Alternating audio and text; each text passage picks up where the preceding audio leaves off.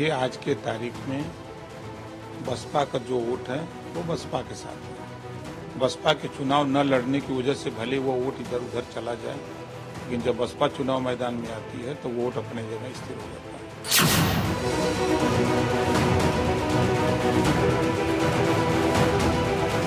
चुनाव जब भी आएगा, जनता भारतीय जनता पार्टी को हराएगी। ये अधिकारियों के माध्यम से चुनाव जीतना चाहते हैं।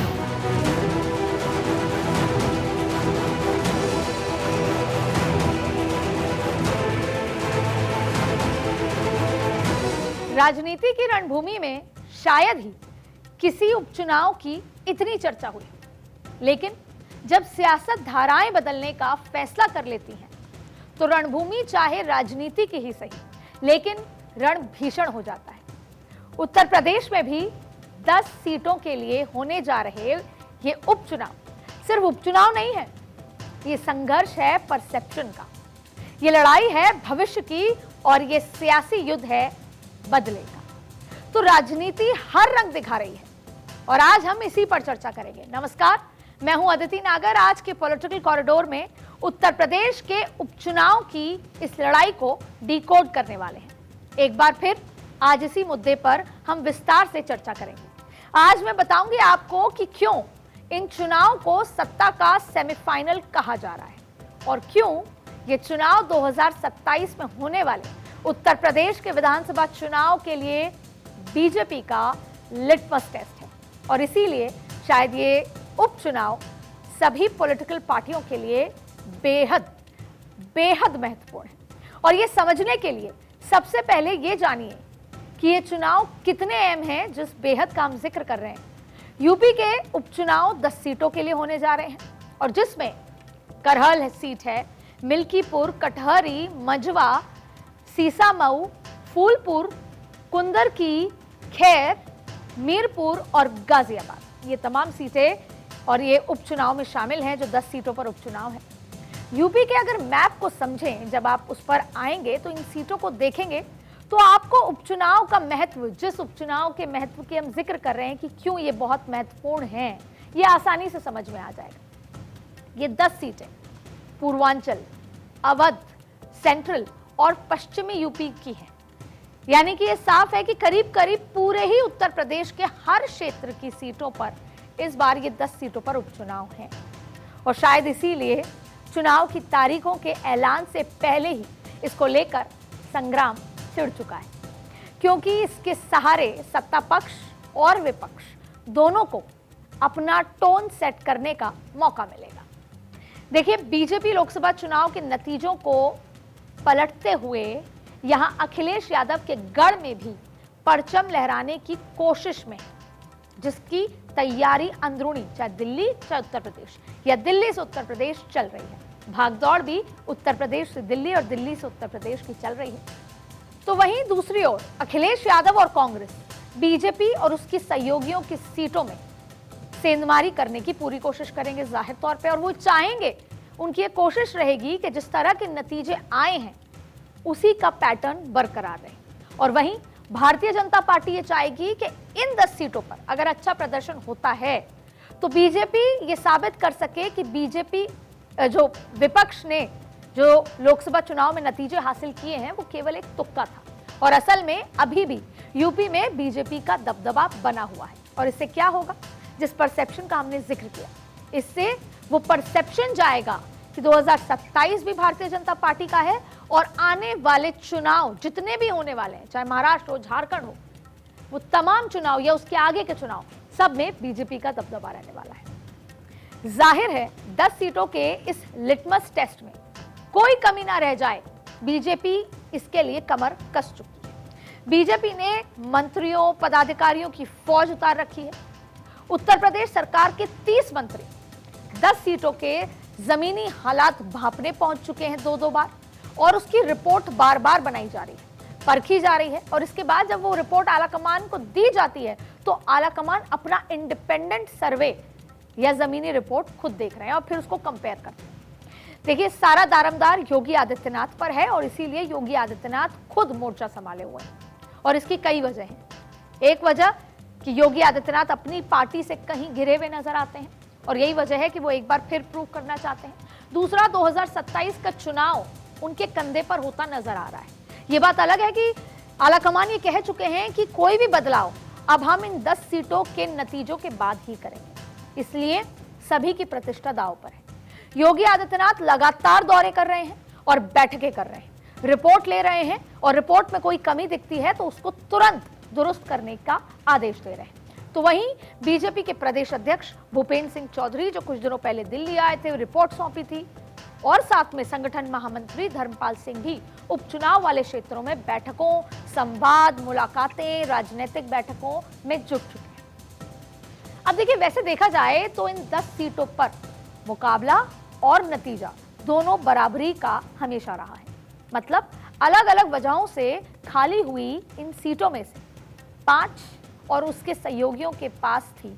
अगर बात करें कि 5 सीटें बीजेपी और बीजेपी के सहयोगियों के पास थी, तो 5 सीटें इंडिया ब्लॉक के पास थी। कम से कम दोनों ही गठबंधन ये चाहेंगे कि हम उतनी तो रिटेन कर पाए, और दोनों ही गठबंधन ये चाहेंगे कि हम दूसरे गठबंधन की सीटें सेंधमारी कर पाए।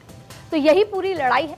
अब देखिए, गाजियाबाद, खैर और फूलपुर में बीजेपी, मीरापुर में कौन है? मीरापुर में बीजेपी के सहयोगी राष्ट्रीय लोकदल है, और मंझवा में निषाद पार्टी का कब्जा था। तो वहीं करहल, मिल्कीपुर, कटहरी, कुंद्रकी और सीसामऊ की सीट समाजवादी पार्टी के पास है।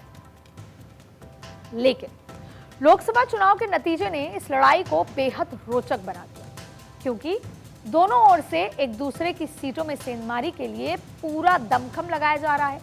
और ये समझिए कि योगी खुद क्यों मैदान में मोर्चा संभाले हुए हैं। दरअसल मिल्कीपुर की सीट फैजाबाद लोकसभा सीट के भीतर आती है, तो वहीं दूसरी ओर कटहरी, अंबेडकर नगर।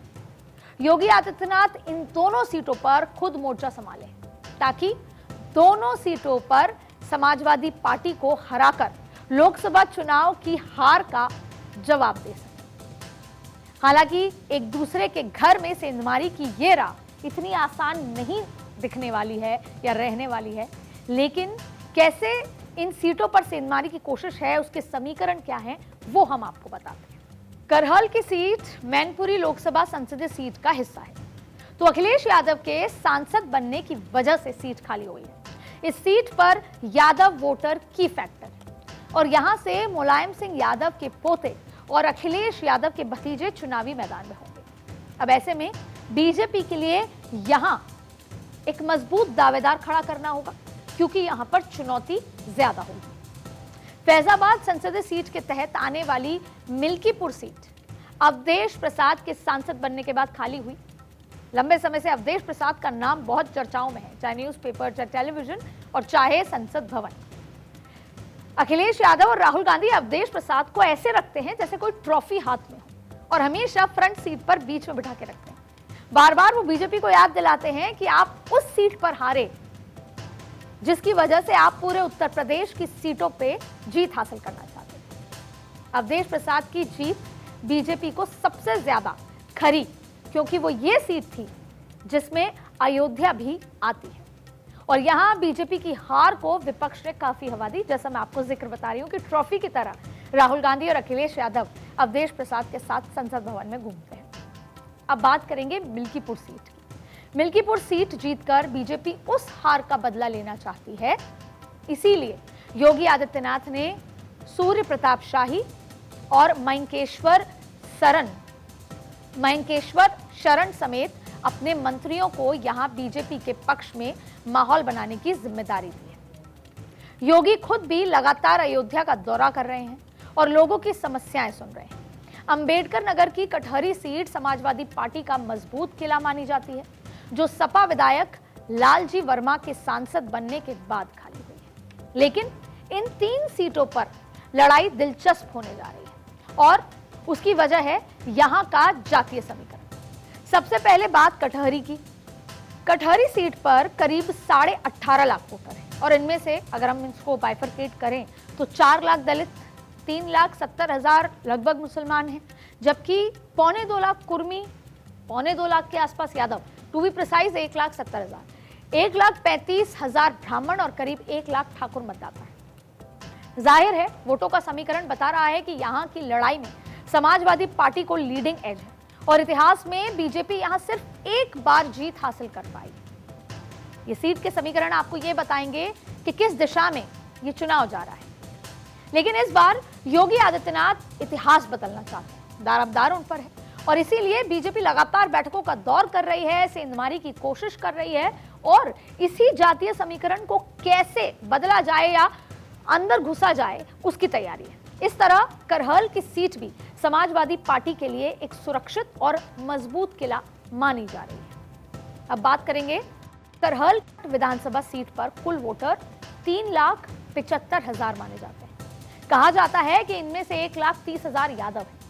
वही अनुमान है कि इस सीट पर अनुसूचित जाति यानी एसटी के 60,000 मतदाता हैं और इसी के साथ 50,000 शाक्य, 30,000 ठाकुर और 30,000 पाल या बघेल, 25,000 मुस्लिम हैं और 20,000 लोधी, 20,000 के आसपास ब्राह्मण और 15,000 बनिया समाज के मतदाता हैं। जाहिर है इस सीट का जातीय समीकरण भी अखिलेश यादव के पक्ष में नजर आता है, क्योंकि यादव समाज के 1.5 लाख और मुस्लिम समुदाय की अगर बात करें 20,000 वोटर्स के साथ, वो पहले ही लीडिंग एज पर नजर आ रहे हैं। हालांकि बीजेपी को लगता है कि वो इस गोलबंदी को तोड़कर अपने लिए रास्ता तैयार कर लेगी, इसीलिए पार्टी जोर लगा रही है, नई रणनीति के साथ आ रही है और यही वजह है कि जब हम बात करते हैं कि कैसे जातीय समीकरण, और भारतीय जनता पार्टी इस बात को बार बार कहती है कि जाति कौन है, महिला, किसान, युवा, गरीब, ये जाति, ना कि जिन जातियों का हम वो उस वर्गीकरण का जिक्र करते हैं, इसी तरह से वो तोड़ने की कोशिश कर रही है। लाभार्थियों में लगातार बैठकों के दौर चल रहे हैं, लाभार्थियों से संपर्क है। अब इस सियासी लड़ाई का सबसे दिलचस्प मुकाबला मिल्कीपुर में होना है। राम मंदिर निर्माण के बाद देश भर में जो उत्साह रहा, उसके बाद शायद ही किसी को लगा होगा कि बीजेपी अयोध्या यानी फैजाबाद की सीट हार सकती है। जाहिर तौर पर आपको भी लगा होगा, लेकिन नतीजों ने ये सच साबित कर दिया। तो ऐसे में इसको लेकर मंथन भी तेज है। बीजेपी चाहती है कि मिल्कीपुर की सीट जीतकर वो अपनी हार का बदला ले सके और परसेप्शन या मैसेज दे सके, क्योंकि मिल्कीपुर से विधायक रहे अवधेश प्रसाद पासी ही फैजाबाद से नए सांसद बने हैं। तो अब इस लड़ाई के लिए तो जातीय गोलबंदी की जा रही है और समझना भी जरूरी है कि कैसे। मिल्कीपुर सीट का जातीय समीकरण देखें तो यादव, पासी और ब्राह्मण 3 जातियां अहम हैं। अब ऐसे में माना यह जाता है, अगर हम आंकड़ों पे भी जाएं तो 60,000 यादव मतदाता है, तो वहीं 60,000 पासी, 50,000 ब्राह्मण वोटर्स के अलावा मुस्लिम 35,000 और गैर पासी दलित 50,000, मौर्य 8,000 हैं और ठाकुर 25,000। अवधेश प्रसाद के लोकसभा पहुंचने के बाद उनके बेटे अजीत प्रसाद समाजवादी पार्टी की ओर से इस सीट के अहम दावेदार माने जा रहे हैं। लेकिन ये एक असमंजस है कि कहीं नतीजे पलट गए तो अवधेश प्रसाद की जीत के बाद जो माहौल बना है वो माहौल में कमी आएगी और इंडिया गठबंधन को, खास तौर पर अखिलेश यादव को नुकसान होगा। इसीलिए कई और चेहरों पर भी विचार चल रहा है। सीधा सीधा अगर उनके बेटे चुनाव लड़ते हैं और नतीजा पलट जाता है तो सीधा सीधा उनके पिताजी और वो तुक्के में जीतने की बात भारतीय जनता पार्टी लगातार करेगी। ऐसे में इस सीट पर खुद अखिलेश यादव विचार विमर्श कर रहे हैं। मिल्कीपुर की सीट का समीकरण भी अखिलेश यादव के पक्ष में अभी नजर आ रहा है, क्योंकि पासी और यादव वोट और मुस्लिम वोट उनके पक्ष में या वोट करते, ऐसा कहा जाता है कि करते हैं और कहीं ना कहीं इस तरह की चीज। अब देखिए, बीजेपी इस सीट पर अब तक सिर्फ 2 बार ही जीत पाई। ये बात योगी आदित्यनाथ भी अच्छे से जानते हैं, इसीलिए इस सीट को लेकर वो बारीकी से नजर रखे हुए हैं। चंद महीनों पहले ही 2 दिन के अयोध्या दौरे पर पहुंचे योगी आदित्यनाथ ने जनप्रतिनिधियों और पदाधिकारियों से बैठक की और विधानसभा क्षेत्र के सभी 5 मंडल की भी रिपोर्ट ली। तो वहीं यूपी के कृषि मंत्री सूर्य प्रताप शाही से कहा कि वो मिल्कीपुर पर खास नजर बनाए रखें, खास ध्यान दें और दौरे करें। तो वहीं रुदौली से विधायक रामचंद्र यादव से हर बूथ पर नजर और रिपोर्ट और समीक्षा की रिपोर्ट देने के लिए कहा गया। बताया जा रहा है कि लोकसभा चुनाव के दौरान यूपी में करीब 300 बूथ ऐसे हैं जहां बीजेपी का कोई एजेंट नहीं था। तो जो एडमिनिस्ट्रेशन लेवल पर कहीं जो दिक्कत आई है, जो भारतीय जनता पार्टी ने खुद एनालाइज की है, उसको दुरुस्त करने की कोशिश है कि लोकसभा चुनाव में कहीं जो एजेंट की कमी, वर्कर्स जो वोट नहीं कर पाए, ये मुख्य कारण रहे जो शिकायत की जो दिल्ली तक पहुंचे एनालिसिस कि क्या वजह रही। ऐसे में वो तमाम चीजों को दुरुस्त करने की कोशिश, इसीलिए योगी आदित्यनाथ ने हर बूथ की मॉनिटरिंग करने को कहा है।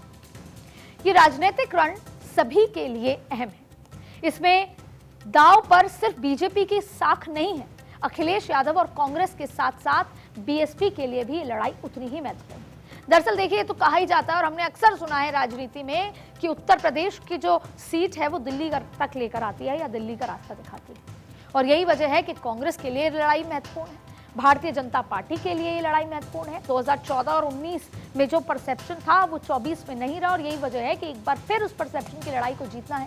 और अब मायावती अगर इन 10 उपचुनाव वाली सीटों पर अपना परचम या वर्चस्व नहीं दिखा पाई तो एक बार फिर मायावती के लिए आगे की राह बहुत मुश्किल होगी। अखिलेश यादव भी अपनी किलेबंदी में लगे हुए हैं और अब तक उपचुनाव से किनारा करती आई मायावती भी करीब 14 साल बाद उपचुनाव के लिए मैदान में है और इस लड़ाई को त्रिकोणीय बना रहे हैं। लोकसभा चुनाव में भी उन्होंने ऐसे कैंडिडेट्स उतारे कि कोशिश की कि उनको लगे कि उनकी पार्टी का अस्तित्व है, जनता को लगे कि बीएसपी ने कहीं ना कहीं मामला त्रिकोणीय किया है, यानी कि इंपैक्ट सीटों पर दिया है। अब देखिए, अखिलेश यादव की तैयारी अगर आपको बताएं तो उससे पहले मायावती की पार्टी बीएसपी का गणित भी समझा देते हैं। तकनीकी तौर पर बीएसपी के लिए लड़ाई में खोने के लिए कुछ नहीं है, लेकिन मीरापुर समेत कई सीटों पर उसे ठीक ठाक वोट मिले थे, इसीलिए बीएसपी इस पर अपनी छाप, असर या कहें कि अपना वर्चस्व चाहती है कि बनाए रखे, छाप छोड़े, असर छोड़ना चाह रहे, क्योंकि लोकसभा चुनाव में जिस तरह से चंद्रशेखर ने दलित वोट में सेंध लगाई, उसके बाद मायावती के लिए चुनौती दोहरी हो चुकी है। और इस बार भी अगर वो असर नहीं छोड़ पाए तो जैसा मैंने आपको कहा कि उनके अस्तित्व की लड़ाई होगी। बीएसपी को वोट कटवा के टैग से जूझना होगा, जो वो पिछले लंबे समय से जूझ रही थे। इसीलिए मायावती ने प्रदेश स्तर के सभी पदाधिकारियों के साथ बैठक कर उन्हें कैडर वोट को साधने का जिम्मा सौंपा है। मायावती ने 2 सीटों के लिए प्रभारी का भी ऐलान किया है, जो उपचुनाव में उनकी ओर से प्रत्याशी भी बने। मायावती की दिलचस्पी खास तौर पर फूलपुर और मझवा सीट को लेकर है और इसीलिए उन्होंने यहां ब्राह्मण और पासी कार्ड खेला है। फूलपुर से शिवबरन पासी और मझवा सीट से दीपक कुमार तिवारी उर्फ दीपू जो प्रभारी बनाए गए। प्रयागराज के फूलपुर लोकसभा सीट निर्वाचित बीजेपी सांसद प्रवीण पटेल ने विधायक पद से इस्तीफा दे दिया है और जिसके बाद इस सीट पर उपचुनाव हो रहे हैं। प्रवीण ने इस सीट पर 2017 और 2022 में बीजेपी का टिकट पर चुनाव जीता। हालांकि इस सीट पर कड़े मुकाबले के आसार नजर आ रहे हैं। फूलपुर सीट पर जातीय समीकरण की बात की जाए तो यहां बड़ी संख्या में अनुसूचित जाति के मतदाता हैं। यहां पर करीब 4 लाख वोटर्स माने जाते हैं, जिसमें अनुसूचित जाति लगभग 75,000, यादव 70, पटेल 60,000, ब्राह्मण 45,000 और मुस्लिम 50,000, निषाद 22,000, वैश्य 16 और क्षत्रिय लगभग 15,000 के आसपास माने जाते हैं। और इसीलिए मायावती को लगता है कि वो इस सीट पर मुकाबला दे सकती है और मुश्किल खड़ी कर सकती है। मायावती को इस तरह की उम्मीद मझवा सीट को लेकर भी है। मिर्जापुर की मझवा विधानसभा सीट से निर्बल भारतीय शोषित हमारा आम दल यानी निषाद पार्टी जिसको कहते हैं, निषाद पार्टी के टिकट पर चुनाव लड़े डॉक्टर विनोद कुमार बिंद अब सांसद बन गए। मझवा सीट पर अनुसूचित जाति, ब्राह्मण, बिंद वोटर्स की संख्या 60,000 में है और वहीं कुशवा 30,000, पाल 22, राजपूत 20, मुस्लिम 22 और पटेल 16,000 है। जाहिर है इस सीट पर ब्राह्मण, दलित और बिंद बिरादरी का बोलबाला है और इसीलिए मायावती ने दीपक कुमार तिवारी को अपना उम्मीदवार बनाकर मुकाबले को दिलचस्प बना दिया है। जाहिर है मायावती की सियासत का बहुत कुछ यहां दांव पर लगा हुआ है, इसीलिए वो भी कमर कस चुके हैं। लेकिन अखिलेश यादव के लिए तो ये लड़ाई 2027 की है। यही वजह है और 27 के साथ साथ वही परसेप्शन को बनाए रखने की है कि अखिलेश यादव जिस कॉन्फिडेंस से लबरेज चाहे संसद में, चाहे मीडिया के सामने, चाहे उत्तर प्रदेश में नजर आते हैं, वो कॉन्फिडेंस बना रहे। ये चुनौती है और ये उनके लिए इसलिए चुनौती है क्योंकि वो परसेप्शन की लड़ाई है। बार बार हम इस बात को कह रहे हैं कि ये परसेप्शन की लड़ाई उनको 2027 से पहले एक बार फिर जीतनी होगी अगर वो आगे अपनी राजनीति में बढ़ना चाह रहे हैं। और यही वजह है कि अखिलेश यादव कोई कसर नहीं छोड़ रहे। पहली बार वो किसी उपचुनाव की तैयारी में इतनी मशक्कत कर रहे हैं। अखिलेश ने सभी 10 सीटों के पदाधिकारी कार्यकर्ता के साथ बैठकें की और लगातार कार्यकर्ताओं से मुलाकात कर रहे हैं। चेहरों के चयन की कवायद तेज कर दी है। समाजवादी पार्टी से जुड़े कई फ्रंटल संगठनों के कार्यकर्ताओं को भी इन क्षेत्रों में लगा दिया गया है। पीडीए पंचायत के जरिए समीकरण साधने की कोशिश हो रही है। तो वहीं कांग्रेस भी लगातार बैठकों के दौर में चल रही है। उनका सिलसिला जारी है, लगातार मुलाकात, कार्यकर्ताओं को मनोबल देना। और जाहिर है कि रणभूमि में कोई भी अपना कैसा भी दांव बाकी छोड़ना नहीं चाहता, खास तौर पर 2024 के नतीजों के बाद। और हो भी क्यों ना, सवाल है परसेप्शन का। अखिलेश जानते हैं कि लोकसभा चुनाव नतीजों में समाजवादी पार्टी ने उपचुनाव वाली 7 सीटों पर बढ़त बनाई थी और अगर उपचुनाव में यही मोमेंट बना रहा तो 2027 के लिए दावा मजबूत होगा। लेकिन अगर सीटें घटी, खासकर अयोध्या की मिल्कीपुर जैसी सीटें खिसकी, तो सत्ता पक्ष इसे विपक्ष की खिसकती जमीन के तौर पर पेश करेगा। रणभूमि सज चुकी है और रण की तारीखों का ऐलान होना बाकी है। पर कहते हैं कि सेना कितनी भी भारी हो, हथियार कितने भी कारगर हो, लेकिन लड़ाई में जीत हार का फैसला तो बस सही वक्त पर लिए गए सही फैसलों से ही होता है। अखिलेश यादव लोकसभा चुनाव में कैंडिडेट्स के चयन में सही फैसला कर नतीजा बदलता हुआ मान रहे हैं और इसीलिए उनकी उम्मीदें बढ़ी हुई हैं। उम्मीदों का संसार तो सबने अपने सपनों में सजाया है, पर सपने और हकीकत के बीच का फासला बेहद गहरा होता है और ये वक्त तो वैसे भी रणभेरी से पहले अपनी अपनी जीत के दावे करने का और दुश्मनों को ललकारने का है और फिलहाल सब वही कर रहे हैं।